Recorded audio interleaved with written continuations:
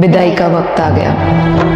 पगली से सब मिल रहे हैं। 48 केजीज की पगली, 20 किलो का उसका लहंगा, जैसे उसकी माँ उसे अपनी किसी ऐसी सहेली के घर लेकर आई है जिसे उसकी मॉम खुद पहली बार ही मिल रही है। लेकिन उसे कुछ समझ में आएगा तब ना। सब लोग उसको देख रहे हैं, कुछ जल रहे हैं, कुछ बुझ रहे हैं। पगली को एक स्पेशल लिमोजीन पिक करने आती है। वो मेंटली अब भी वही है जो अपने 5th स्टैंडर्ड के सोशल स्टडीज के टीचर के हिसाब से all day dreaming stage of her life में रहती है। लड़के के डैड ने एक हेलीकॉप्टर राइड हायर की शादी के बाद।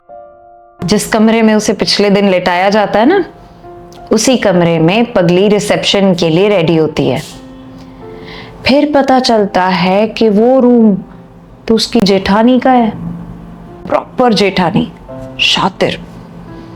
कब काम करना है, कब किचन में आना है, कब कौन सा दाव खेलना है, माहिर। कब क्या बात बोलनी है, कब क्या एक्सप्रेशन दिखाना है, कब क्या जेस्चर करना है, सब आता था उसे। पर अब जबकि सारी अटेंशन पगली को मिल रही थी तो उसे भी ऐसा लगा कि उसकी अहमियत कम ना हो जाए, तो वो अपने माइंड के पिगी बैंक में वो सब स्टोर करके रख रही थी। इससे तो मैं बाद में निपटूंगी अच्छे से।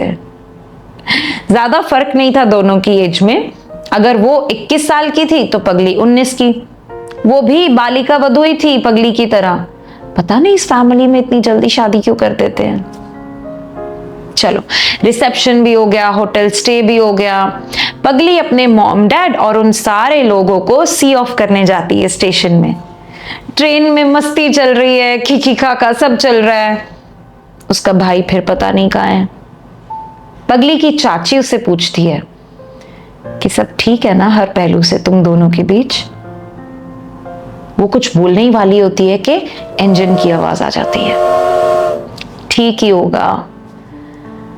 पगली को एक और झटका लगता है क्योंकि वो कुछ छुपा रही थी। लड़के में एक प्रॉब्लम थी जो उसके घर वालों ने भी छुपाई थी।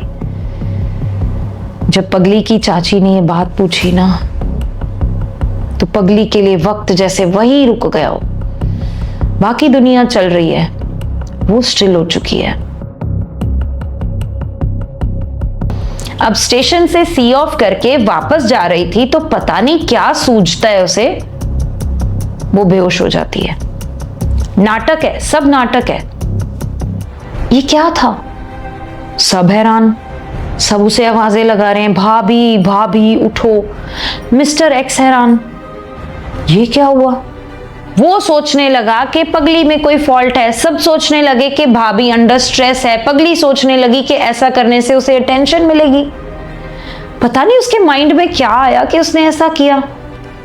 सिर्फ अटेंशन चाहिए थी तो कोई बात कर लेती, बड़ों के जैसे बात कर लेती ना, बिजनेस रिलेटेड, रिश्तों से रिलेटेड कुछ चुगलियां कर लेती। पर उसे ये सब आता ही नहीं था। समझ नहीं आया ये क्या था। पर अब से शुरू होगा तांडव। Mr. X's mom dad's anniversary was around the corner and Pagli had the audacity to suggest something for his mom dad. What would it be? A photo frame of both of them in their early age. That would be a revival of moments.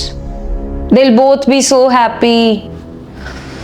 As decided, they both went to the photographer to collect the frame. It was the fourth day after marriage, and Pagli is having her period cycle, which was third day of her periods. Mr. X said to her, car में ही बैठे रहना, मैं photo लेकर आता हूँ, बाहर मत निकलना। वो अपने दो फोन्स रखता था वो, तो वो अपने दोनों फोन्स गाड़ी में ही छोड़कर एक ऐसी जगह पर गाड़ी पार्क कर देता है जहां बहुत ट्रैफिक है।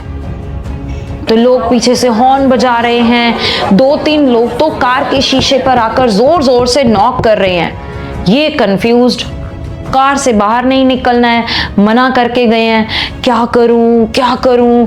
उधर शोर बढ़ता जा रहा है, पैनिक का माहौल होता जा रहा है। फोन्स भी दोनों कार में है। क्या करूं?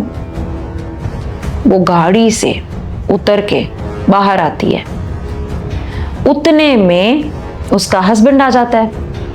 वो पगली की इस हरकत से इतना गुस्सा हो जाता है कि कार में बैठते ही पगली को जोर से एक थप्पड़ लगाता है।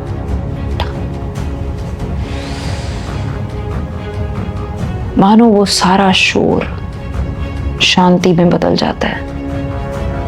पगली 2 मिनट के लिए सुन्न हो जाती है। तुझे एक बार बोला ना कार से बाहर नहीं निकलना, तो नहीं निकलना। ये सिर्फ खुल के बरसात होने से पहले की कुछ बूंदें थी जो पगली के गालों ने महसूस की। तूफान तो भी आना बाकी था।